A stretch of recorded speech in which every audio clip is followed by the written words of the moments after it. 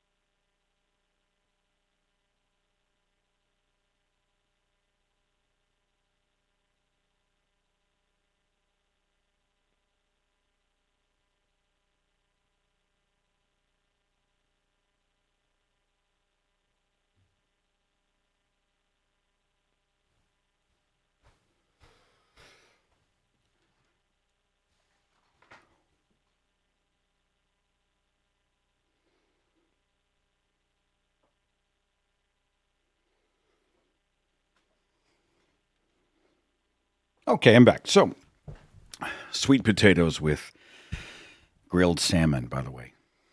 Natalie soaks the. Roscoe said, is this a real podcast or just a dude's opinions when he has the time to be at his computer? I'm not sure there's a difference in my case.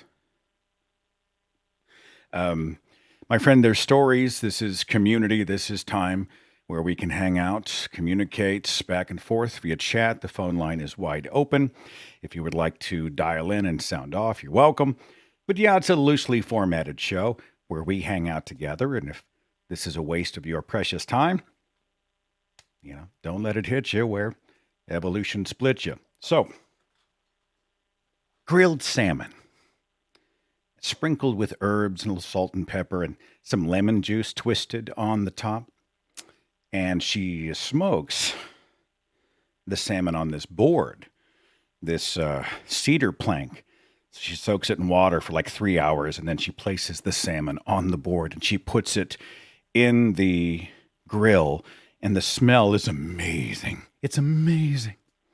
Wafting through the backyard off of the grill, and it's heavenly. It's nearly a religious experience. That plus a well-cooked in the oven sweet potato with a little bit of brown sugar, some butter, a little bit of cinnamon, salt and pepper, and I'm just saying.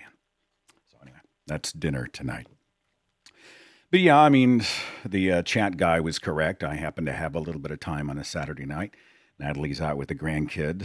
I could go and put a movie in, or I could spend a short time with you and tell a story about being at the airport taking my dog to San Diego.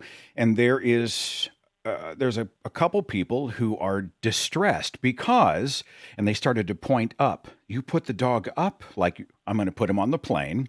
You put him up, meaning they thought I was going to place the dog in the overhead bin and close the door. No, I'm not going to do that.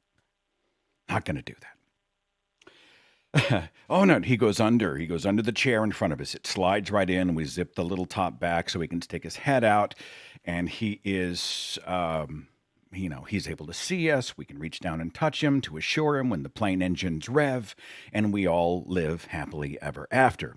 So he's down at my feet, and the plane takes off, and he does really well, really well. And it takes a few before he just chills and hangs out. And then he falls asleep, and so do I. And I lay my head back, and I close my eyes, and I've got my earbuds in, and I'm just trying to pass the 3 hours from point A to point B. Occasionally, I'll open my eyes to look down to make sure that he's good, make sure that he's not freaking out, stressed out, whatever, I'm a little worried about him. So I open my eyes. This is about mid-flight. And the flight attendant has the cart, the beverage cart, right next to me. And she's looking down at me. And she says, "Seth." So I said, "Yeah." And she said, "Andrews." Now the light bulb goes off. Ding. Now the light bulb goes off. And I realize she's a viewer or a listener. Oh, yeah. And she knew that Linus was, I guess she knew he was with me on the plane. Linus. And she actually pointed down. I show her the dog. Yes, it's Linus. And so apparently she has been a podcast listener for a long, long time. And she just made my day. She was just so amazingly sweet and kind. And she said, "There's another free thinker on the plane who would love a chance to shake your hand." And of course, I'm like, "You're shitting me. What are the chances?" And so I'm like, "Well, yeah, I'll segue back there. I'd be honored to meet this person." And I went back, 20, 30 minutes later. It was the other flight attendant. And I just thought to myself, man, we are seeing before our very eyes the rise of the non-religious. I don't know much about, especially the guy in the back, but I just thought these people are, I think, based in the Bible Belt, and they are, non-religious people. They are not members of the mega churches. They don't walk around with God speak coming out of their mouths. They are promoting rationality and science-based living and rejecting superstition in their lives. And, we had this sort of serendipitous convergence right there at 30 whatever thousand feet. And there was a connection there, and it was really amazing. So anyway, I thought it was just a pretty cool story, and I wanted to share it with you.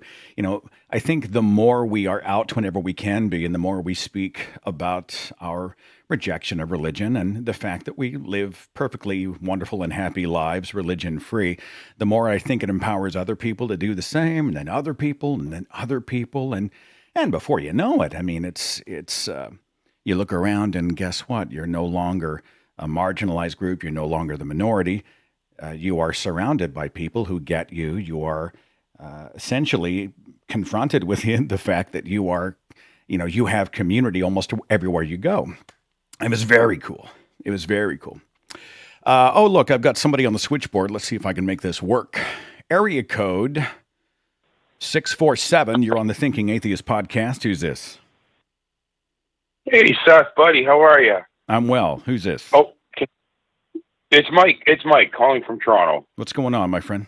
You know what I was thinking? What would be a great topic you could cover sometime is health and longevity. Do Christians and people of faith live longer? In fact, because Seventh-day Adventists, what I used to be at one time, have a health message, and they are Loma Linda, California, is the number 3 blue zone. The blue zone being where people live the longest in the world, and they accredit that to their health message. The question is it really because of the health message? Yeah, the correlation causation thing, right? I'm sure there have been studies done. The problem is that it's what people report in terms of health and how they're doing and happiness, the misery index, as it's often called. I myself, I released this video with Gail Jordan just a week ago, where she was talking about how there's more light and air and space on this side of religion. And when she said it in the interview room, my heart just jumped because I thought, what a great way to phrase it. There's more light and air and space. It's just better over here. I think it's less stressful. I think it's easier for us as human beings living a rational life. I mean, it's not always easy logistically, but it's easier not to have to jam the square peg of religion into the round hole of reality, But I haven't seen studies as to, whether or not religious people genuinely live longer, happier lives because of their religion. There may be something out there. If somebody's got something, stick it in the chat room thread, and we'll let everybody else take a look, okay? Have you seen anything? Now, before you let me go, are you still there? I'm right here. Have you seen anything to that effect? Or I thought you hung up on me. No, I wanted to say one thing. At night when it's time to go to bed, my wife and I on the YouTube like to put on Seth Andrews as he puts us gently to sleep. I hear this from time to time, and I know you mean it as a compliment when you say I put you to sleep. I know you mean it as a compliment, and so I thank absolutely. you. Oh, I see why I was thinking wrong. Yeah, I'm sorry. No, not at all. I think it's an awesome line. That's up there with, I used to listen to you when I was a kid. I hear that from time to time too. But hey, if it soothes you and it's a way that you want to finish your day, I am honored. And please thank your wife for me, okay? Just put out a kid's story, bedtime story book, audio book. Okay. Let me think about that. I'll pray and fast on this matter, my friend. And I appreciate you, Mike. You take care, okay? Take care, buddy. All right. Your voice puts us to sleep. Started a book project. I was thinking about it on the plane. I actually had 2 epiphanies on the flight back. Well, I don't want to get into the details of the book yet, but it's, I don't know, it's something I think that, look, I started a book project last year, and then it just hit a wall. And I had an idea for another book project, and it hit a wall. And then I released ghost stories, and I was burned out. But now I'm at a point where I'm thinking, this is really a good idea, right? Write what you know, write what you're passionate about, and it's something you can be a good storyteller with. And so it's funny. I woke up today. I woke up today, and I just sat down and just started to type. And it's kind of like being a musician, probably, or a painter, or someone who does any kind of art or creative work. You have some days when you stare at the canvas, so to speak, and you just aren't connecting. You can't figure it out. And then there are some days when it's just like you can't keep up. Your fingers can't type fast enough to keep up with your brain. And today was that day. And it's like when those happen, I just have to tell Natalie, honey, I have to do this. I will be down as soon as I'm done. And I sat up here and I wrote and then laid the foundational work for what may be the 3rd free thought related book. And if it sort of takes root and becomes something, and I should know in the next month or so, we're probably looking at 2020, early 2020, maybe the spring of 20. There's a lot of stuff out there, but I don't know. I feel like I still have something to contribute to the conversation. So I'm not really sure how I got off on that particular bunny trail. 678. You're on the Thinking Atheist podcast. Who's this? Seth, this is Aaron. I met you up in Kentucky at the Ark Encounter. How are you? Did you take the tour of the Ark Encounter with me or not? No, I did not take the tour. I just went up there just this past summer, and I brought my RV, and I was the guy on the motorcycle. I think I was the only guy on the motorcycle. But Yeah. I went up there to join the protest, and it's wonderful to speak to you. Oh, the Ark Encounter is where brain cells go to die. So we were walking through the Ark Right. Encounter, and I was just like, how is this possible? How is this a thing in the 21st century? Please, No, exactly. most tragically, Exactly. there weren't a lot of people there, but there were these groups of what looked to me like homeschool pods who had been kind of carted in by their homeschool communion or communities or whatever they call them. They looked like they had never been out of the bubble. And even there in the Right. Ark Encounter, they're looking around like they were taking it all at face value.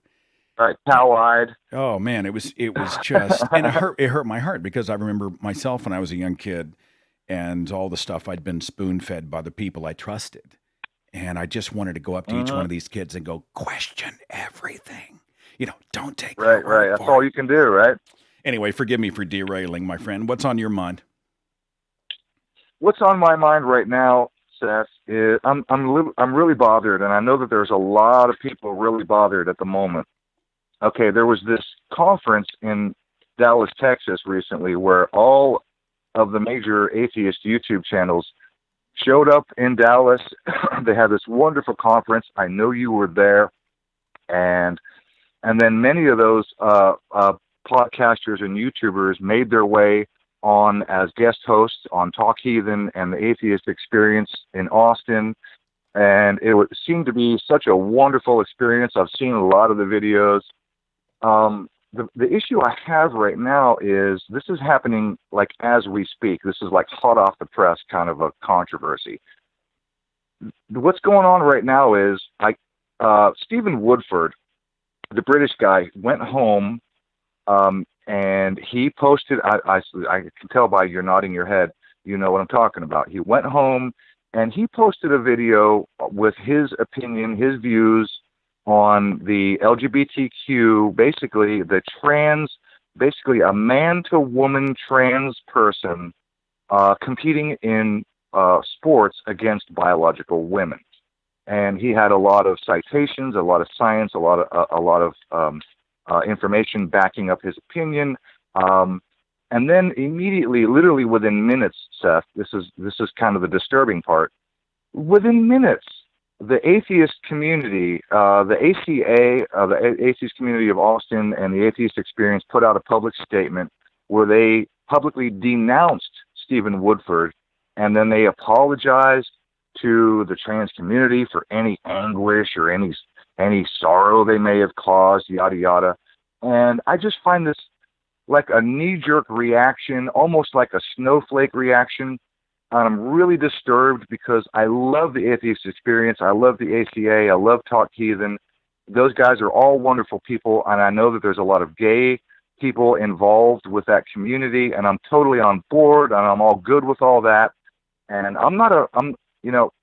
this guy, Stephen Woodford, has been, within minutes, he was labeled transphobic, and I just think it's an abomination that this sort of knee-jerk reaction is coming out of this community of people that are supposed to be tolerant and logical and reasonable and rational. So I'm wondering, what are your thoughts on this?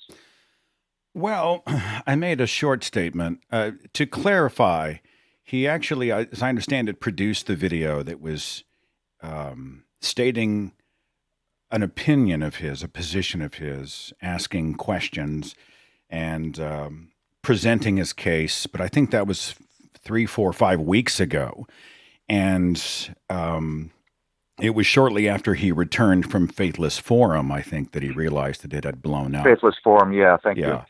And so the challenge is that I met him for the first time at the Faithless Forum, and all of the labels that I'm seeing being thrown in his direction to me don't stick.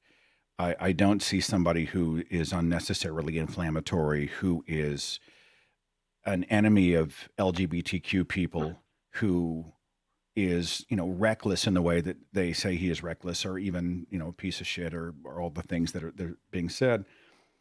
Right. And then I'm presented today with a response video or an update that he had done from his own channel, which I think already had almost 50,000 views, where he essentially said, I was presented with, I'm putting words in his mouth, so if I say it wrong, please watch the video for yourself. But I have evolved my thinking on this. I was wrong about some stuff, and I'm genuinely, I want you to know I've been an advocate for LGBTQ people, and my track record shows this. I meant no offense. And I want to make it, I want to do a better job. I want to be able, but he also said we need to be able to have conversations about things, important, critical issues of our day, without immediately branding and turning on each other. And I think that's what you and I are confronted with today. There seems to be kind of this cancel culture where if someone points in your general direction, you have a disagreement on something that people care deeply about. And we all have our issues that we're passionate about. And I understand that many in the trans community are genuinely wounded because they've spent a great deal of their lives, if not all of their lives, being cast off. Can I stop you there? Can I stop you there for a second? Yeah, if you'd like to interject, go ahead. I apologize for the interruption, but you mentioned, many people in the trans community that are deeply wounded. I don't understand this idea that people in the trans community are deeply wounded when male to female trans people are competing against biological women in a physical sport like wrestling, boxing, track and field. Okay, I get that. These biological. I'll stop you. Go ahead. I wasn't saying that they're necessarily deeply wounded on that score. I'm saying their lives have been defined by marginalization. I mean, how many times have we, even in the atheist culture, I produced a video with a trans woman named Natalie for Recovering from Religion. It released, I think, 18 months ago, if I remember. Natalie's precious and an amazing person who has a beautiful story. And I posted that video on YouTube, and the comment sections devolved even among atheists. Right? Even among atheists, many people they don't get trans, they don't support trans, there are bigots against trans people. They do have to face those legitimate problems. And so that may be a very sensitive nerve. I don't want to be caustic in the face of what they have faced. I don't want to be callous to, what trans people have gone through and continue to go through today. My larger point is, though, that I think intent matters. I'm not convinced that Stephen had the intent of harming trans people. I think he had stated an opinion that has since evolved when confronted with better information, and wants to work within this community, within the people who agree and disagree, to have dialogue like adults and find a way through without setting fire to our own house. And you and I are watching people who seem a bit eager to set fire to our own house. Would you agree with that? Right. That's disturbing. The last thing we need is more division in any community. Absolutely. And I'm not saying that we have de facto agreement for the sake of peace. I'm saying that I can disagree with you, brother. I mean, I disagreed with the ACA's stance on this, but I love the ACA. Oh, you did? Okay. Because I was curious as to your position. It was a board thing, and that doesn't mean that anybody on the shows or any of these other people were involved in the decision. It's a board thing. I don't know what those discussions look like. Those things happened behind closed doors. But I'm not going to abandon the ACA because of all of its amazing work, and I still support the work that they do. We simply disagree here like adults, and we can still love each other. It's possible, So sure. I mean, I don't know. Sure. I mean, what would your response be? I mean, do you have a solution that might be better? I don't know about a solution because, like you said, a lot of those conversations do happen behind doors, especially when you're talking about board members and, et cetera. And as far as like the public statement that came out of, behind closed doors discussions, and the public statement came from board members. Now, I didn't even know the ACA had a board of directors, but that's neither here nor there. My personal position is, I personally stand with Stephen Woodford. I just want to let you, and I'm curious as to your position. Personally, I don't think it's fair for women to have to compete against basically a biological male who's 30 or 35 years old, who's lived his life as a biological male, and then decides at one point, I'm going to be a female, I'm going to go on estrogen therapy for 12 months so that I can qualify. And then all of a sudden, after 12 months of estrogen therapy, suddenly I'm qualified to compete against a 110-pound woman in a physical sport. And Stephen Woodford made an excellent point in his video where he highlighted a particular girl who actually lost a scholarship as a result of these brothers who both were males and transitioned to female, and she herself qualified as number 8 in her slot, and she was bumped down so far because these two brothers took first and second place, bumped her down so far that she literally lost her scholarship. So this is literally harming women in a very real world sense. And I just don't think that it's rational and logical that somebody, as a biological male, growing up with testosterone, with thicker bones, and better hemoglobin, blood transfer, oxygen transfer, bigger lungs, bigger heart and lung capacity, stronger muscles, faster twitch rate of muscles. I get it. Okay, and then they can compete and just slaughter. And he made another point of this one trans male to female in the weightlifting who literally doubled the record, Seth. I can't speak to the stories unless I see them. In these physical sports. If you would send me the stories, or I'll go look them up after we do the broadcast. I can't speak to those specific things because I haven't seen them. I do know that there are a great many contests where I could go as a male head to head with a woman who was more, athletically inclined, who was bigger, who was more adept, who was more talented and skilled, who was just simply more wired for whatever that was, and she'd kick my ass. Sure. So, sure, but you haven't trained your whole life. Well, I could still train my whole life. There are still some women out there who could kick my ass, So I was talking, I was talking to a buddy about this, and I'm curious to see, how we proceed forward as we continue to try to level the playing field for everybody and be fair, as fair as we can in an unfair world. And to try to create opportunities instead of creating more bigotry.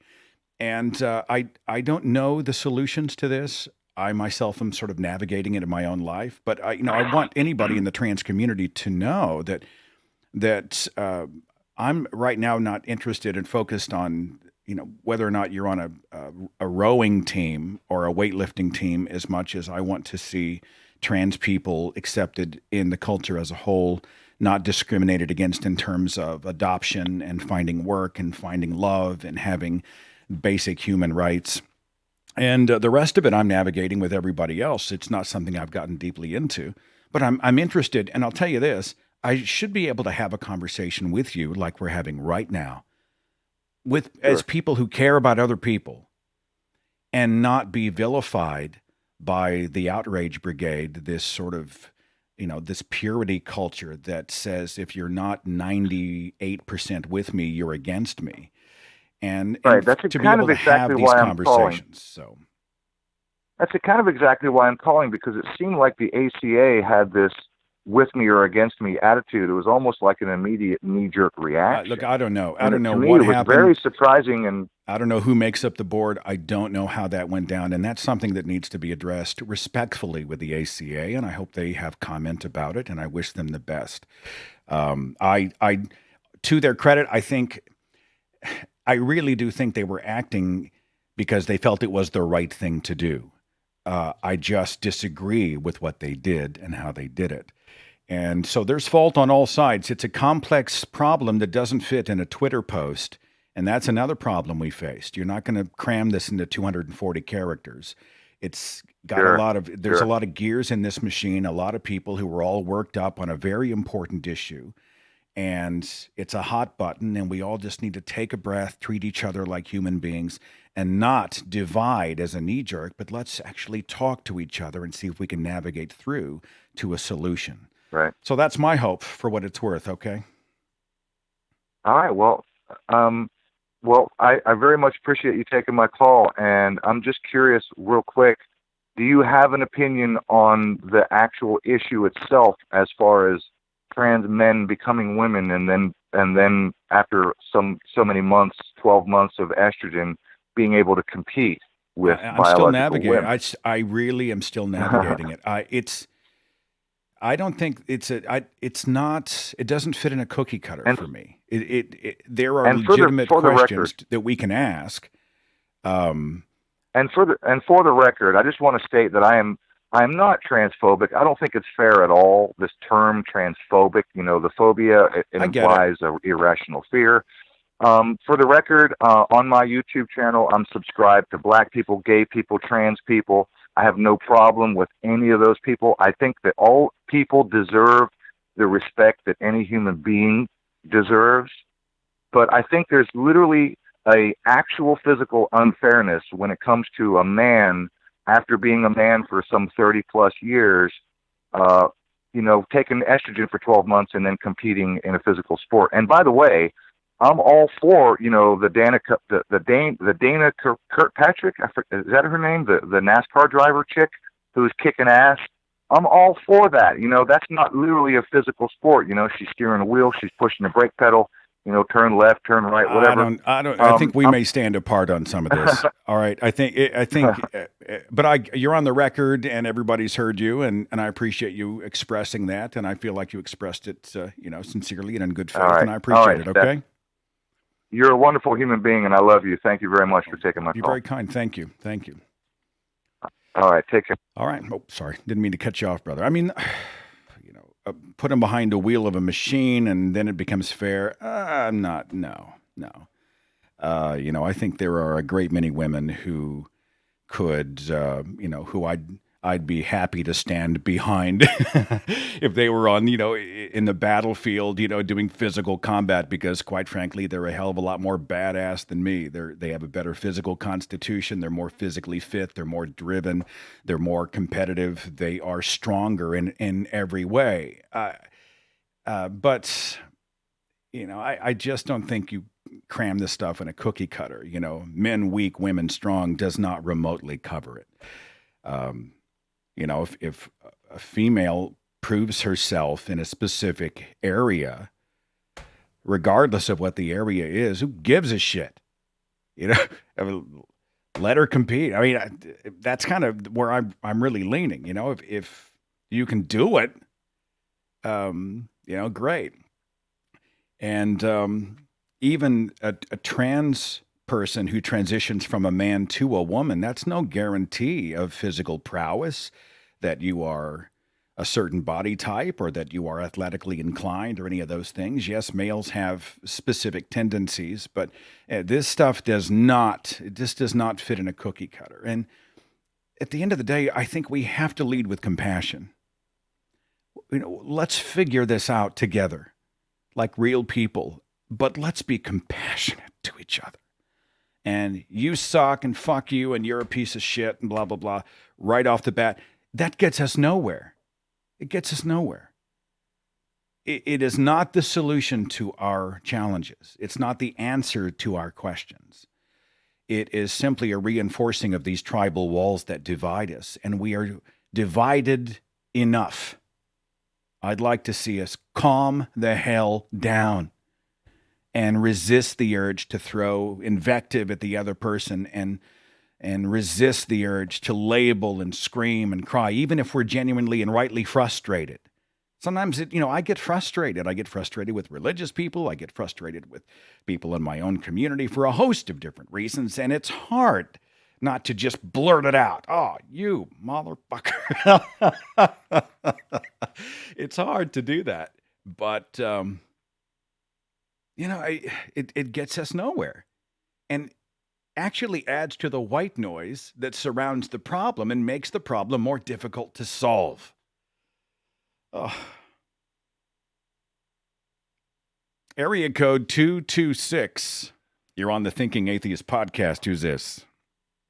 Hey, Seth, it's Roscoe. I was the jerk in the in the comments asking, "Is this a real podcast?" I'm sorry about that, dude.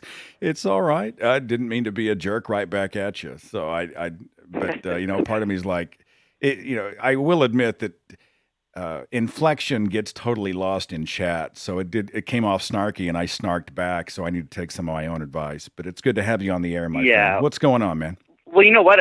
I might have been a little bit snarky myself. This is the first time I've ever watched your podcast or listened to your podcast, so I apologize because I have a couple questions. And how'd you find me? These already. Honestly, I've been listening to Dogma Debate. I listen to Atheist podcasts. I just haven't caught yours yet. Oh, okay, yeah, cool. Well, I'm an up and comer, so it's good to have you, my friend. Yeah. No. You've been around forever, man. I watched some of your YouTube videos. I've just never caught your podcast.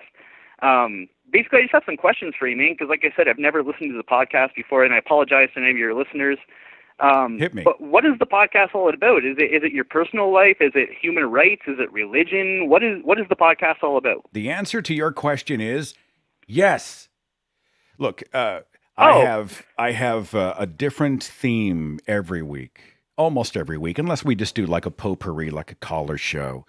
But, we do Scientology one week, and we'll do, the Christian right, Christian nationalism is the theme this week. We'll talk about cults. I just did a beautiful conversation with a woman named Hannah who escaped the Nuambian cult, and there's some batshittery of Olympic proportions. Sometimes it's just anecdotes from my life. People love stories. Sometimes it's just us getting together to have community. You can only debunk the verses of the Bible or the verses of the Quran or whatever so many different times, so many different ways. I think one of the things that sets this show apart is that we are a family. We're a community. We're people who can get together and just be. So, to speak to your earlier challenge when you were on the chat as to, hey, what is that? Is it just this guy sharing his opinions? Well, yeah, sometimes. But, I did that when I was in FM radio, when we talk, and then we take callers and talk about that. This is real people from all across the planet getting together, enjoying time together, and communicating. I think that's a healthy exercise. So. Wow. Yeah. Well, like the last call, like trans rights, I went to ACA and all that stuff. I was not expecting that on the show, but that was awesome to hear you guys talk about that. I agree with both you and the last caller, but it's really, really touchy subject. But I do have to ask, man, you have a lot of people telling you that they love you. Like, what is it about Seth that people love so much, honestly? And I don't mean to, it's like... It's my dog. I've got a dog, and everybody loves my dog. And my wife, everybody loves Natalie. And people are very generous. Radio is it's only recently, my friend, that we've added video, thanks to this new switchboard that I'm using, video to the caller podcasts, and I'm so thankful to have it. I just do it to add another layer to the onion, But radio is an intimate medium. I mean, you're in people's lives. You're on their morning walk. You're on their commute to the office. You're at their workout. You're with them as they are getting ready for sleep with their spouses, and you're right in their lives. Much more than television, film, video, these other formats, radio and podcasting is more personal. It's really a one-on-one, and so people feel a real connection. Many of them relate to my story of being I used to be a religious person, and many people like the fact that I'm not a total a-hole. I think some people like the fact that I share personal stories because that's just life stuff. And I think it's fun to talk about life stuff, and it's fun to hear about it.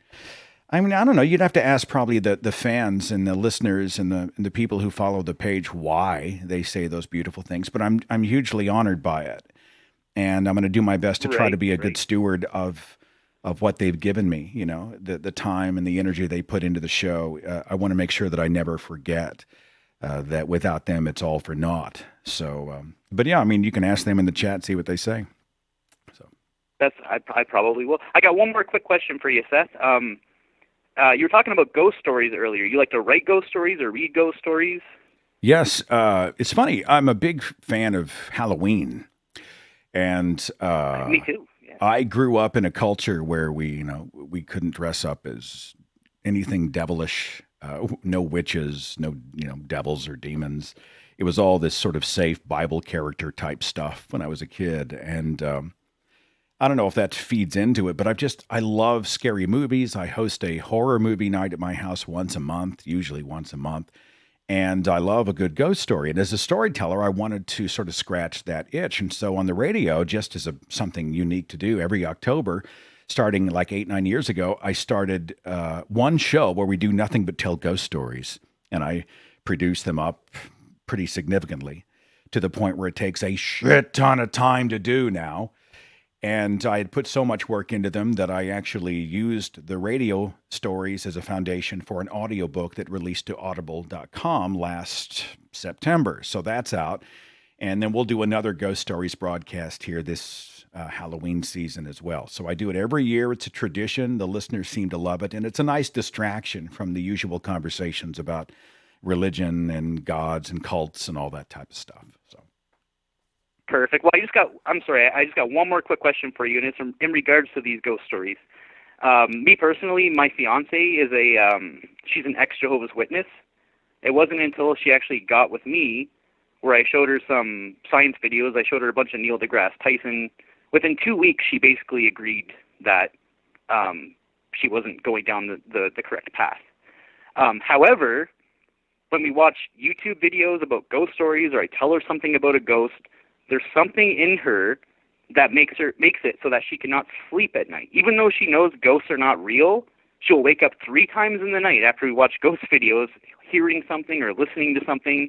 And I just want to get your opinion on that. What do you think that is attributed to, or why do you think she still does that, even though she's very confident it doesn't exist? Oh, I know atheists who actually believe in literal ghosts, right? They reject the idea of gods, but they still think that Grandpa might be walking the halls at night. And I don't, whatever. The burden of proof remains on the person making that particular claim. I don't think it's surprising that somebody who might not be a fan of or acclimated to, fear-based content, stuff that sort of, the best ghost stories relate to something in our own life, something that scares us personally. And so, the fact that she sort of carries the residue of that with her and has her imagination spinning, like a blender while she's lying in bed. I mean, that's not a big surprise. I don't think we actually did a show, was it 3 years ago, on the science of fear? Just scroll back through the archives, look at October every single year. We've done like the haunted history of Halloween, and we've done, I think we did the science of fear. I think I had a psychologist on, and we were talking about why some people are attracted to fear and some people don't, why some people will get even on the roller coaster and some people will refuse to even go in the amusement park to begin with. And, it's an interesting sort of foray into how people are wired and what affects us. So just, I hate to cop out, but check the archives for October these past years, and I think you'll find something useful, okay? Okay, will do. All right. Well, you know what? She's scared. She's terrified of roller coasters too, so that totally makes sense. She and I are on the same boat. Before I let you go, you and Bobby Carey need to do like a podcast or an episode together, just so I can fall asleep to something. All right. You take care of yourself. Thanks for the call. Take care, Seth. Yeah. I'm not that guy. I'm terrified of roller coasters. I almost puked my guts out on the Camp Snoopy coaster at Mall of America like 15 years ago. It's not, the roller coaster doesn't even exist anymore. But first of all, I'm the most motion sick person I know. And 2, I am terrified of thrill rides. There are certain personality types where in order to get that endorphin rush, they have to be like Jeb Corliss and go up to the top of the mountain and wingsuit off the thing and go down. And that's how they get that rush. I can get the same thing with a cup of coffee in the morning. I don't want to go on the coaster. I don't want to go on the big, whatever the thing is at Six Flags over Texas. I don't want to bungee jump. People have asked me to go skydiving. You got to be shitting me. I will never jump out of a perfectly good airplane. I will never go skydiving. My heart would explode out of my chest. I don't need it. I can get the same rush with I don't know, a Saturday morning podcast with my friends on YouTube and on Spreaker. Let's see, my friend. Look at all these calls. I don't know if I'll be able to get to all of them, but I'm game to do a few more. 262, thanks for waiting. You are on the Thinking Atheist podcast. What's your name? Hi, Seth. This is Nick from Wisconsin. I wanted to call because I wanted to comment on something a previous caller just had mentioned about religious people living longer. There are studies that actually show, in fact, I sent a link in the Facebook thread, article based on a study that shows that religious people live longer. However, I wanted to comment as to why that is. It has nothing to do with necessarily a belief in God, but I know I mentioned to you about this study previously, but I wanted to throw this out there for the callers, that Harvard University did an 80-year-long study that showed why people live longer. And it had nothing to do with religion. It was a sense of community. And people often go to church for that sense of community. And I believe that building relationships and actually making friendships is what contributes to longevity. And they've done other studies across cultures across the world that show this. And so that's why, like you were talking about earlier, humanism is such an important philosophical aspect for atheism. I mean, you don't believe in God, that's great, but now what can we do with that? And I personally think that religion has done nothing but set barriers up between people, whereas humanism will tear those barriers down, because it doesn't matter if you're transgender. It doesn't matter what religion you are. If somebody needs help, you help them. Whereas religions will teach you to only respect those who are more so in your community, and that's why you always try to convert them to the community, because you want them to join your community. So I just wanted to quickly comment on that, because I think humanism is such an important thing. And until the atheist community can capitalize on that, until we learn to be on the same page. I mean, sure, it's going to be like herding a bunch of cats, because we are all independent thinkers and things like that. But I also understand we need to be on the same page in order to present a unified front, and to have that sense of community. We want to welcome people. I couldn't have said it any better, man. That's good stuff. I'm just going to leave that out there the way you phrased it. Okay. All right. All right. Thanks for All calling. right, Seth. Thanks for taking my call. You bet. I mean, there's nothing I can add to that. It's just so good. I used to get a lot more pushback than I get these days on community, but I think people are really starting to get it. That's good stuff. 270, you're on the Thinking Atheist podcast. Who's this? Yes, Seth, this is Larry. I'm down in western Kentucky. Hey, Actually, I'm about 3 hours from the Ark, so if it comes another flood, I don't know if I'll make it up there in time or not. If it floats sort of down to, well, the building side of it's not going to float, so that's a problem. Never mind. Yeah, that's true, too. All right, what's going on? It's on a What's happening with you, my friend? Foundation. Well, I got a kind of a personal question about the afterlife. I've been out of the church for about 40 years now. I came up through the Cumberland Presbyterian Church, and as a teenager, as a song leader and Sunday school superintendent and all that, taught to young adults in Sunday school and things like that. But I finally saw the light. But on a personal note, I'm kind of struggling. I lost my wife in December this past year. After we'd been married for 55 years, she finally gave up to cancer. And that's kind of my struggle. I kind of promised her on her deathbed. She died here at home in our bed, just quit breathing. And I told her, I said, if you're out there, I'll find you. So, that's kind of my struggle. And, but I have no answers. I heard you talking about your wife and how you enjoyed her cooking and all that, and it brought back a lot of memories. And so what what is your thinking on that? I know there's a lot of scientific studies and different things concerning the afterlife or rebirth, reincarnation, and all of that. I guess I'm searching for a straw to help me feel better, but I just wondering if you have even give that a thought, that you could be left alone at any time. Any of us can. We don't think about it, but it happens to us. And put yourself in my place. I just was wondering how you would survive and how you would try to handle something like that. Can I ask your wife's name? Faye, F-A-Y-E. Faye. Well, I'm sorry you lost Faye. I mean, that's pretty too. recent. I mean, that's pretty raw. Yes, it's been 5 months. She was only sick for, thankfully, she was only sick for about 6 months, but it was a rare form, and there was just nothing they could do for her. We were back and forth to Vanderbilt and Nashville during those 6 months, and but we had a wonderful life together. I could count on one hand the times that we ever had anything near a serious argument, so we were best buddies. Well, let me answer your question, at least partially, I'm going to start with a question. How'd you meet Faye? Well, we grew up together. We lived about a mile apart, went to the same school together and everything. She wound up being a beautician, and I worked for the Postal Service, and we just built a new house about a few years ago, and we set all of our shrubs and sitting here on the back porch on a cloudy day, and it's just difficult to watch, to see all the shrubs and the roses and everything that we set out, and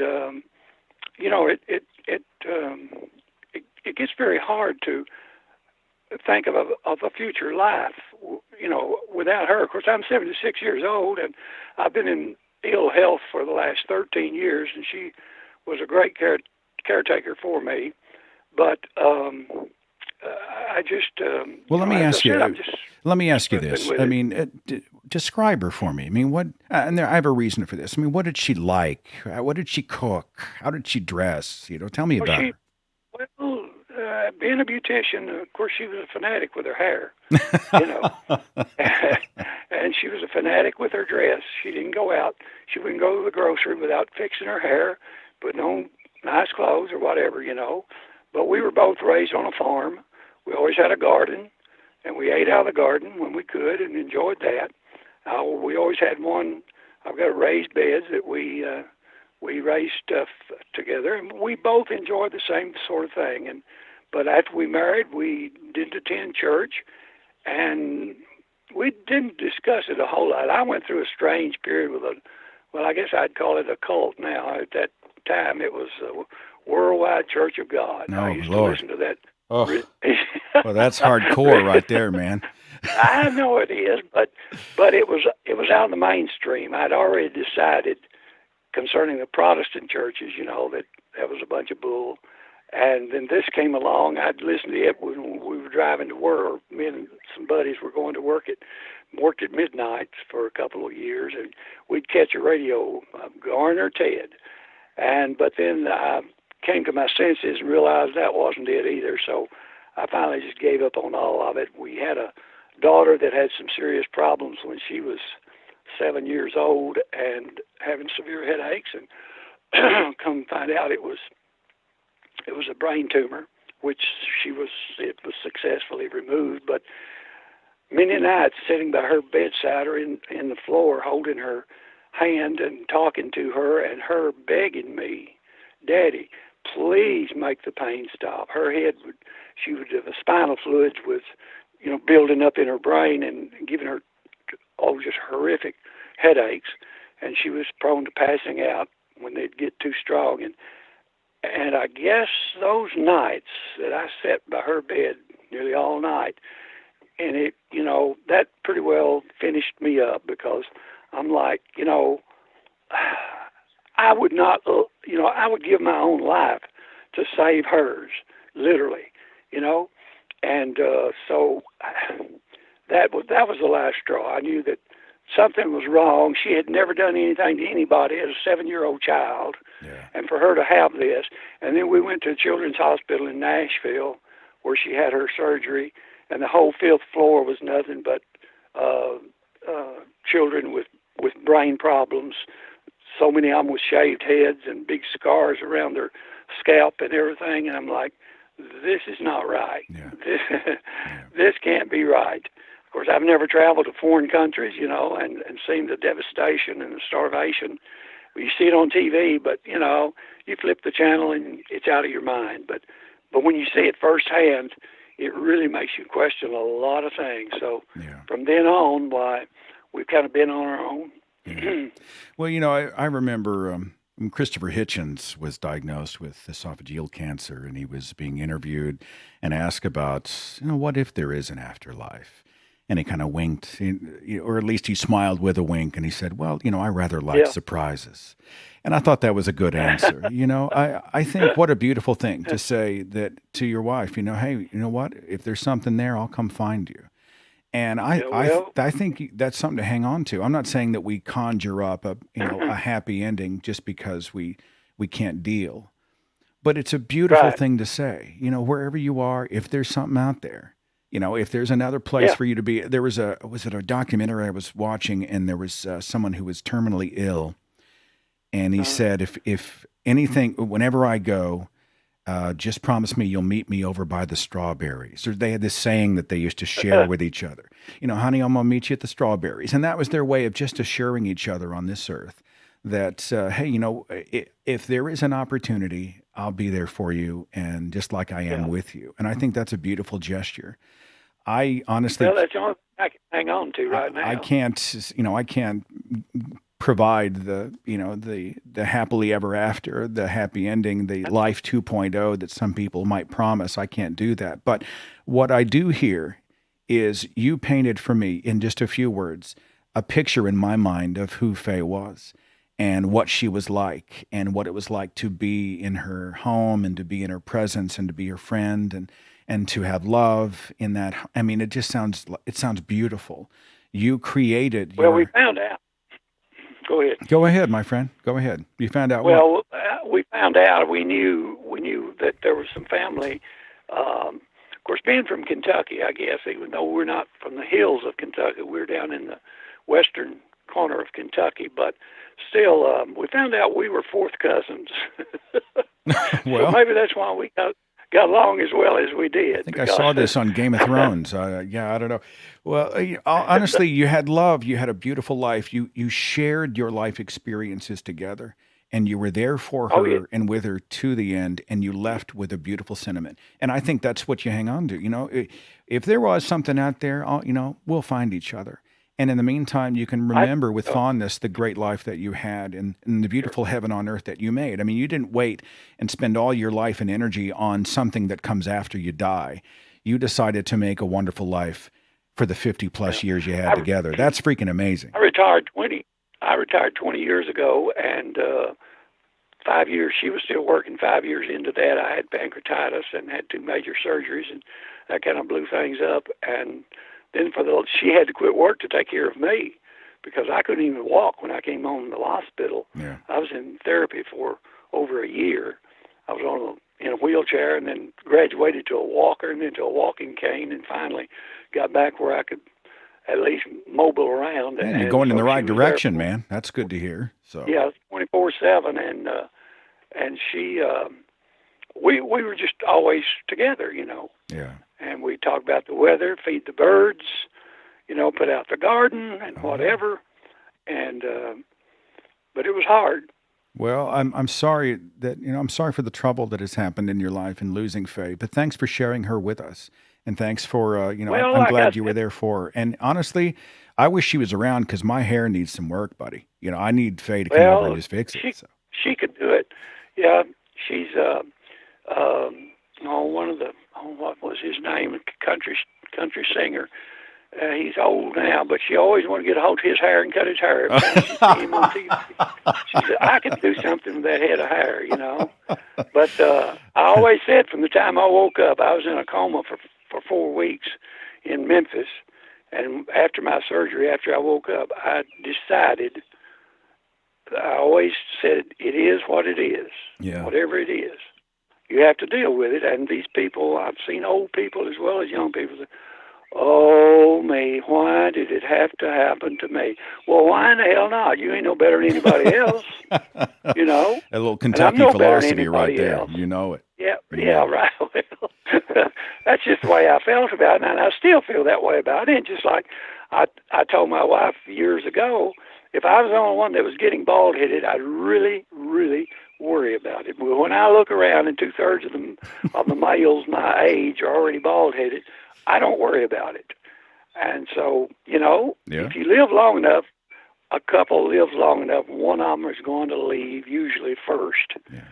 And we just don't think about it, you know, and we live, and maybe it would drive us nuts if we did think about it too much. Well, I'm glad you two but had boy, each when other. it hit, I really am, and I yeah, appreciate when you it sharing hit, her with you know, us. And honestly, I tell you like I go ahead. tell you like I tell you just like I tell everybody else. You go give your wife a big hug and a kiss, and tell her you love her. Tell her you love her, and tell her, you know, if anything happens, I'll meet you at the Strawberries or something like that. That's good stuff. I appreciate you, Right. my friend. You got friends right Thanks, here Seth. all over the chat. They're all loving on you, and thanks so much for being a part of today. It means so much. Well, I didn't mean to make a cloud over your day. Not But at all. I just need to ask questions. Not at Thanks all. so much. I appreciate you. You All take right. care of yourself, all right? Have a good day. All Bye-bye. right. I mean, he's absolutely right. And, you know, you can see the attraction of wanting to say, I'll see you again. I mean, I get that. And I think saying, you know, if there is some place, if there is another life, another existence, whatever happens, if it's a surprise and we're still around, I'll find you. I just think it's beautiful. I think that's beautiful. Wow. That's a tough one to follow. Let me do one or two more, if I may, and then I guess we'll call it an evening. 325, you're on the Thinking Atheist podcast. Thanks for waiting. Who's this? Michael, I'm from Texas. What's up? I actually called for two things. Yeah. One, where's your little buddy Linus? He's not here. He's in a car riding home, I think, but he'll be here in 20 minutes. So. And the second one is I've been listening to you since 2011, and I'm glad you're doing the phone calls again. Well, it's nice to have a switchboard to be able to do it, and I'll keep doing it as long as people enjoy it. So thanks for that. Yeah, I remember trying to meet you at the Flying J out in Tulsa via email, if you don't remember that. The Flying J? What is that? Yeah, the truck stop. Meet me at the truck stop? Remember back in 2011, I was actually emailing you because I wanted to meet the Thinking Atheist before you showed your face on YouTube. Oh, did you send me a message saying, hey, I'd like to come shake your hand at the truck stop? Yeah. Oh, well, I mean, if it's been 8 years, you have to forgive me, but I appreciate the gesture. Yeah, I was incognito. I didn't have like a face. I was just the icon. And so, yeah, very kind of you to want to come out and have that point of contact. But I was nervous. I was afraid I was going to lose my job and all that stuff. So I'm still navigating those waters. But now the cat's out of the bag. Everybody knows what I look like. So it'll be a lot easier these days. Okay. Well, next time I'm up there, I'll buy you a cup of coffee if you want. Cup of coffee at the Flying J. You just have your people contact my people. You got it, boss. All right, take it easy. We'll see you later. You too. Bye. I'm trying to think of what the Flying J is. There's a 76 truck stop over off 44. Yeah. 615, you're on the Thinking Atheist podcast. Who is this? Hi, this is Sarah from Nashville. How are you? Hi, Sarah. Thanks for calling. What's going on? Well, I actually met you at the American Atheist Convention this year. I was the one with the T-shirt that you like so much. Which T-shirt? Because I saw one in San Diego that said "Don't be culty," which I found out was a Leah Remini thing. Which one was yours? The anti-punching people I disagree with in the face shirt. The anti-punching people I disagree with in the face shirt. Yes. Okay. That's a good shirt. Yes, sir. So thank you. So that shirt kind of prompted a discussion between about cancel culture and purity testing and deplatforming and all that kind of stuff. Mm-hmm. So my question was, in light of all the stuff that's happening with the ACA, and I'm not going to like rehash it or anything or give my opinion, but my question for you is, what solutions do you propose for like the atheist community or the freethinker community to kind of adopt to prevent things like this from happening? Well, with cancel culture and all that kind of stuff. I don't, there's not a catch-all answer. Like I wish I had like a rubber stamp kind of a solution and everything's good and, the angels sing and light comes down from above and there's harps and, because but I think it's like when we go back to MythCon, the Mythicist Milwaukee conference where they invited Sargon of Akkad, and that was a big blow up. And it was one of the first signs I saw of people in the atheist community, and I'll use that word loosely because it's impossible to really define, but they just divided, and it really became a we're good, you're evil. And if you support this person, you're evil. And if you speak to this person, you're evil. And if you would ever have a conversation with this person, you're evil. And if you won't publicly denounce this person or say things the way we want you to, you're evil. And immediately I just saw this weird, almost a religious dogmatism that was defining how people were treating other people. Now, I'm not a Sargon fan. I think he's just completely toxic. But I, in retrospect, admit that I wish I had not canceled my speaking engagement. I wish I had gone and spoken there. I would have been placed in the difficult position of having to criticize the organizers of Mythicist Milwaukee and Sargon from the stage, from that very stage. I would be criticizing my hosts because I believe that whatever it is they felt he was representing can be better represented by someone else who is a genuine good faith agent. There's someone who isn't toxic to other people. There's someone who doesn't have a long history of recklessness and just being terrible to other human beings. And, but for going or not going, I was in the eyes of many a persona non grata. A lot of people, it became this dividing point. And I noticed it was so polarized. And, there's a phenomenon called motive attribution asymmetry. Essentially, it describes when someone believes that they are absolutely in the right, and the person they disagree with is not only completely in the wrong, but is an awful person and can never be reached. And if we're not talking to each other, of course they won't be reached. I just reject the idea that we cast someone off, we block, we cancel, we send them away, we banish them from the tribe. And by the way, Sargon's not in my tribe. People who talk about YouTube atheists like to mention his name, and I'm like, you got to be shitting me. There's a ton of wonderful YouTube atheist activists out there, and they're all ignored because somebody wants to talk about this guy over here who he doesn't cross my path. We don't operate in the same circles. We're not on the same mission. We don't value the same things. I don't consider him even a humanist. And so, I don't know how do you change attitudes? I don't know. All I know to do in my own circle with this broadcast, with this platform, with this show, and my own speeches and activism is try to lead by example wherever I can, apologize when I screw up, learn from my mistakes. I think the way I handled MythCon was clumsy. I'd never been in a situation like that before. Now that I look back, I think I would have handled it differently. I would like the opportunity to learn from that instead of forever being cast off, and written off. I look at my own life as somebody who I was once married to horrible ideas. I was a religious person spouting superstition. I was enjoying Christian privilege. I was that guy. And if I hadn't been given the opportunity to evolve out of my bad ideas, I was anti-abortion. I was, I was death penalty. You kill somebody, let's kill them back. Just string them up. Damn it! I was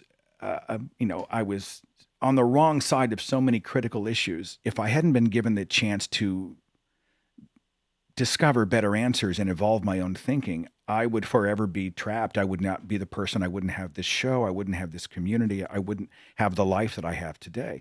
And I sure would like to see us be a lot more generous in terms of seeing the people who are spouting bad ideas. Many of them are toxic people, yes, who cannot be reached.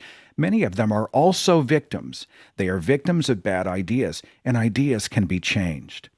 So perhaps, if we can look to intent instead of just the result of what they're doing, but what drives them?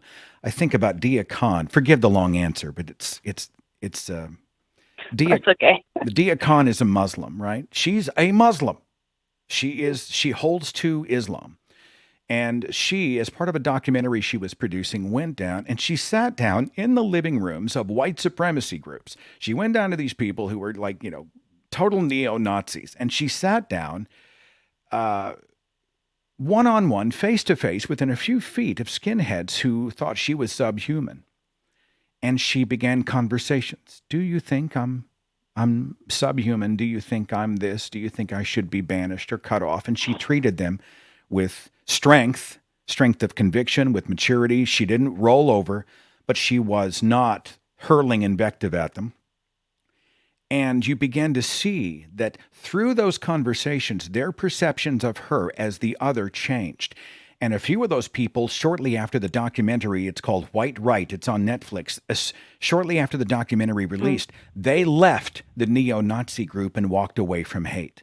They saw her as a person and they walked away. And I think that's what we got to be trying to do. And when it doesn't work, fine, we move on to the next person. But we got to stop cutting people off over disagreement. We have to stop thinking in binary terms. We have to stop creating villains so that we might play the hero. And we have to find opportunities where we see many people as victims of bad ideas. Ideas can be changed. Let's go out and try to change the ideas, and then, as a result, change the person as well. I don't know. Do you have any greater wisdom on this issue? No, I think you've pretty much hit all the points that might be brought up. I was the, quote unquote, that guy too, being a ex-evangelical. And if you could go back on some of my social media, you could find all kinds of Oh, really? just awful ideas. What'd you Like, come I out of? hope I What was some never of the had- stuff you were saying? Give me some examples. Oh, I mean, I was Southern Baptist. So, there's like anti-gay stuff and just, I was never like, oh, I hate gay people or anything like that. But I mean, definitely was against like gay marriage and against like trans people and You like were all you were kinds like, there's. hate the sin, but love the sinner. That kind of thing. That really Yes, nauseatingly Yes, condescending I thing. actually said that to somebody one time in high school. Yeah. I hope he forgives me. For that, so, yeah, No, terrible. I mean, I used to be a But, Fox News evangelical. I thought the country belonged to us, and I was that guy. And I'm sure glad people didn't give up on me. I'm glad some people were patient as I navigated out of my sort of that fog. So. Yes, totally. And when this topic comes up, whenever I talk to friends, I always tell them if I wanted to be ideologically purity tested, I would go back to church. Yeah. It's something I don't want to do now that I'm out of religion, because that's what churches do. That's why there are so many denominations, so many sects, so many different interpretations. And if you disagree, you're out and you go and you start your own church, so I don't want to see that happening in the free thinking community. I don't think it's right. I saw somebody, they were saying that, among many of the quote unquote woke, that intent doesn't matter, only the result of what they do. And so, if someone does something that they may be a victim of bad ideas or misunderstanding or misinterpreting or just wrong. But they, no one feels like they're the villain in their own story. And this person is acting in a specific way. It doesn't matter if their intent was to help or to try to be on the side of right, only the result. And I think we have to get back to the point where we do begin to find out, what is your intent? What are you trying to accomplish? And then once you get into those gears, And you can really get into, well, is this the best way to accomplish it? Or are your goals meritorious goals? Or are there better goals to have? Is there a way to go through and just sort of rework the whole mechanism? Intent matters. Let's find out why people do what they do, and add some depth and color to these very complex conversations about why people do the things they do. So anyway, for what it's worth. Yeah, I totally agree with you. Intent does matter, Yeah. in my opinion. And when you discard intent, like, I don't know, it's very divisive. You're just swatting at the symptoms. That's all we're doing, you know? Right. Yeah. Just acting like people's decisions exist in a vacuum and are not the result of their past or their upbringing or being a victim of bad ideas, like you said, is just, it's not concordant with reality. And I just don't want to think that way about people. So. Well, thanks for your perspective and thanks for your kindness. I really do appreciate you. Yes. All right. Take care. You too. Thank you so much, Seth. All right. Bye. All right. Bye-bye. Was it Faisal Saeed Al-Mutar? He's one of the co-founders of Ideas Beyond Borders, and he posted something a few months ago. And he said, I don't want to live in an echo chamber, so I am going to purposefully read or watch something sourced from a news outlet or, I don't know, some content provider that I normally disagree with, because I don't want to live in a bubble. And I really did appreciate that. But I tried to watch Fox News. I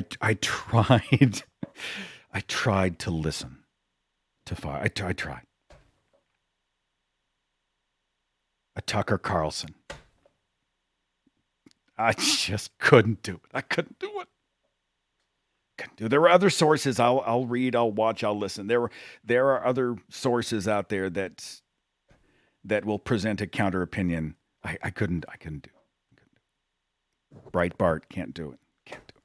But there are others out there. So, and that's my attempt, not to live in a bubble, but to try to listen to and absorb as fairly as I can the perspectives of other people, and what I think and feel, and my value system has merit. It will be unmoved, and if my opinion or value system is wrong, then it will be changed by better information, which I doubt I'm going to get on Fox News. One more, 313. You're on the Thinking Atheist podcast. Who's this? Hello? Hello, this is Seth. Who's this? Oh, my name's Jason. I'm calling all the way from Jamaica. Jamaica. Thanks for calling. What's going on? Well, I must say that your program is the first time I'm tuning in. I found you on YouTube and I follow all your lectures. And you are on point with all of what you're doing, and it has really opened my eyes, because I used to be a strong believer. Are you there? Yeah, I honestly, I'm curious, because 313 area code is Detroit, not Jamaica. Oh, I'm calling you through a hop. Okay, all right. I'm just double checking, my friend. Yes. Keep going. I'm calling you Go through ahead. a hop on the Wi-Fi. All right. Yes. So I'm saying that I respect your work, and I used to be a true believer, but nothing used to happen good to me. No answered prayer, nothing like that. And I was always angry, infuriated, just upset the least little thing, and everything you try don't work, and you pray, and you feel like you're left alone. And then when I came upon your work, and some of the logic that you pointed out in the Bible, some of the things that is illogical, I should say, you realize that, wow, you're really on your own. How do you feel about that? Well, I feel like I got some truth. I got some truth, and I respect the truth. And I was hoping to the truth by you. Because then you realize now that, whoa, you're on your own. You have to know, you can't just leave things up to fate. You have to analyze things, Yeah. come up with your answer, Well, I didn't. observe your premise. I didn't do anything. I think I just encouraged you to. You did all the heavy lifting. I just encouraged you that it's okay to do so. Ultimately, a lot of us Yes. who come out of religion, we're shamed a little bit for asking too many questions. People like me are just out there encouraging each other. Hey, it's okay. Keep asking. And if they tell you you can't ask, make sure you ask that one twice. Okay. Right. Okay. Because I used to pray and hope, and you realize nothing. And one of your lectures that I liked, I can't remember it, but when you said that Christianity make you talk like an idiot. Everybody likes that one. Yeah. That one was so. I mean, when you use the Irish potato example, it was the potato salad example. It was just, I just liked it. Yeah. And you're like, wow, karma. I can think of some people you have missed, because they are wonderful people whose lives were plagued with misery. And then you have those who did a lot of crap to people and got away with it. Yeah. I mean, everybody who says that it's all karma and it all evens out in the end, and if you sow bad things, you automatically get bad things in return. I mean, that's a happy fantasy, but we all know people who were awful and got away with it. And we all know people who were beautiful, and their lives were filled with misfortune and suffering. So, yeah, well, I'm glad it resonated with you, my friend, and I hope your journey remains an honestly lived one, and that you get to be your own person on your own terms, okay? Okay. All right. Very kind. Thanks for calling. Okay. Well, thank you. All right. Take care. Thank you. I see one more real fast. It looks like an international call. I don't know, is it 57 on the switchboard? You're on the Thinking Atheist podcast. Who's this? I'm here. I'm here. I can barely hear you. Who's this? Oh, sorry. My name is Ednan. I'm calling you from Colombia. Colombia. Thanks for calling. What's up? Yeah. Oh, man. I can't believe I actually got in. I'm really happy. Yeah, well, I appreciate it. Now, I'm having a little bit of a hard time understanding you. I'm going to do my best. It's not how you're speaking. There's a lot of distortion on the phone line. So, what's your comment or question? I'll see if I can pick it up. Okay. I was just on my Bluetooth, a crappy Bluetooth headset. Better. Can you hear me better now? Much better. There you go. Okay, hit me. What's up? What's going on? All right, man. I'm a little nervous. Sorry. No reason to be nervous. You're doing great. It's just, I wanted to give you a quick call to say thanks, man, because, you, in a way, woke me up, a couple of months ago, I started looking through, light atheist videos on YouTube and, going to our atheism and Reddit and that sort of thing. And I came across The God of Cancer talk. And when I saw that title, I was like, oh, my God, who is this Satanist? How dare he accuse God? Yeah. But as I continue to listen to things and understand more and more, I actually clicked on that thumbnail. And when I heard your talk, it got me to actually question things. And then I read The God Delusion by Richard Dawkins. And then I read God Is Not Great by Christopher Hitchens.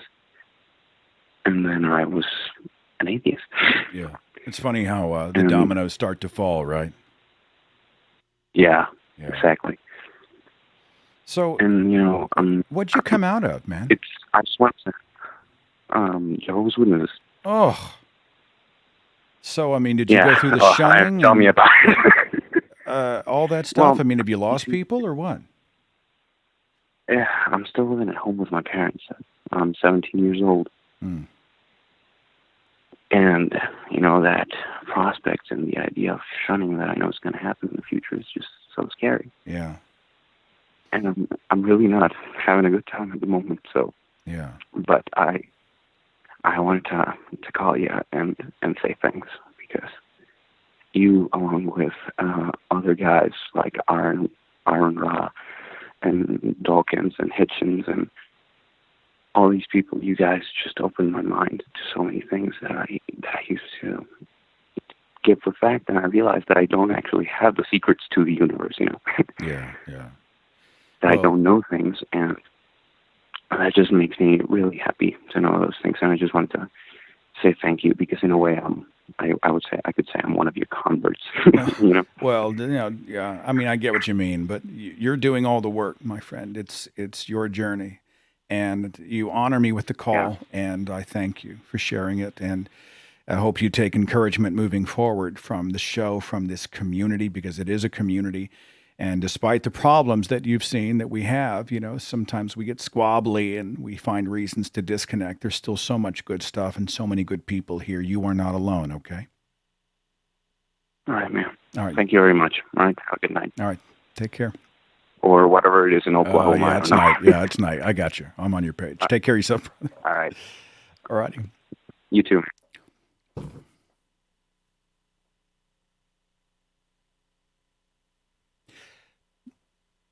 Let me say something. I guess I should have left him on the phone, but I mean, I'm sure he's still listening.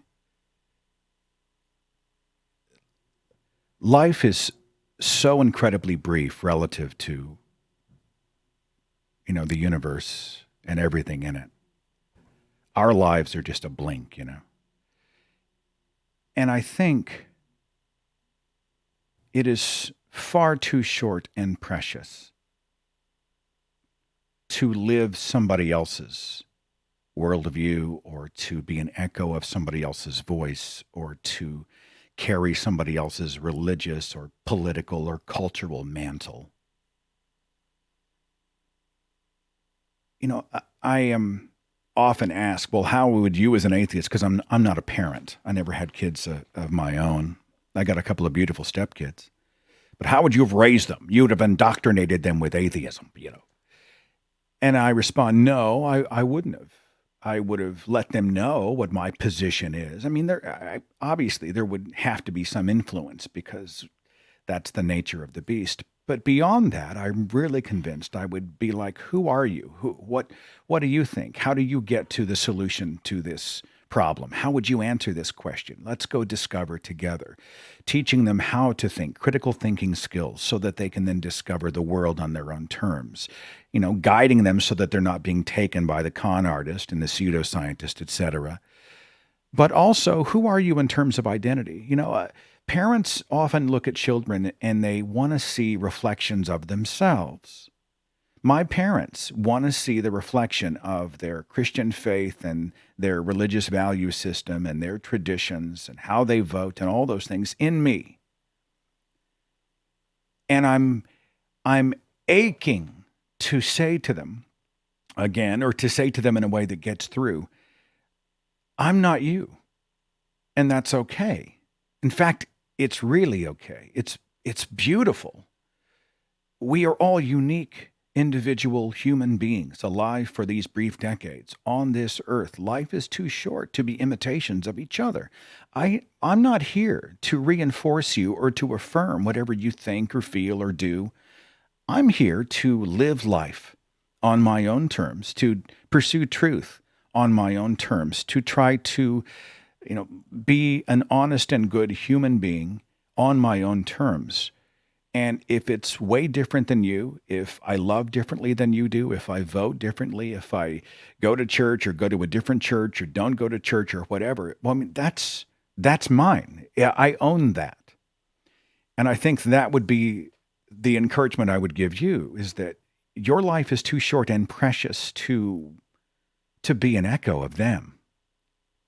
The church wants these replicants, You are an individual. You have your own voice. You have your own mind. You have your own heart. You get to live your own life. You get to go out and just, if there's not a path that fits you, you carve one out that does fit you. And you can love who you love and support who you support and be who you are without apology. That's my hope for you. And they're going to attempt to emotionally blackmail you, sometimes financially blackmail you, especially if you're a student. or living under their roof or whatever. There are these penalties they put in place to try to get you to acquiesce.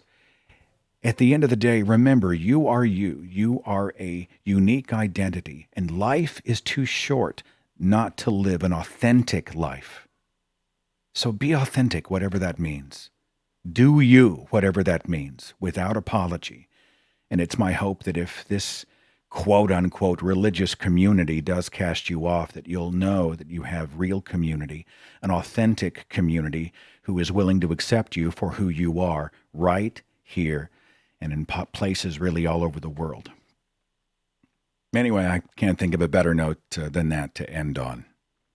But thank you all. Thanks for spending the evening with me. Thanks for your kind and candid opinions and comments. I hope they're all accepted and sort of chewed on in good faith, or not necessarily accepted, but heard in good faith, and we can all have conversations like real people, like humanists, without turning each other into enemies. Let's see if we can navigate these turbulent waters here in the movement, and let's see if we can come out the other side stronger as we fight the major battles, the important battles against the superstitions that continue to damage humankind. Thank you so much for watching.